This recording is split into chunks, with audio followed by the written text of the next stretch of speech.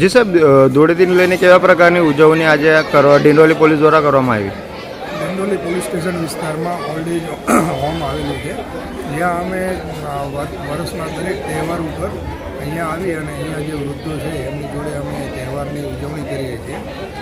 Police હંમેશા તહેવારમાં બંદોબસ્તમાં વ્યસ્ત હોય છે, જેથી અમે તહેવારના એક દિવસ અગાઉ જ ઓલ્ડ એજ હોમ આવી અને અહીંયા લોકો સાથે અહીંના જે વૃદ્ધો છે એમની જોડે તહેવારની ઉજવણી કરીએ છીએ, એમને શુભેચ્છાઓ પાઠવીએ છીએ અને આ હોળીનો પર્વ જે રંગોનો પર્વ છે, આખું આવનારું વર્ષ એમના જીવનમાં રંગો ભરાયેલા રહે એ માટેની શુભકામનાઓ આપીએ. કેવા પ્રકારના ઉત્સાહ એ લોકોમાં જોવા મળી રહ્યા હતા?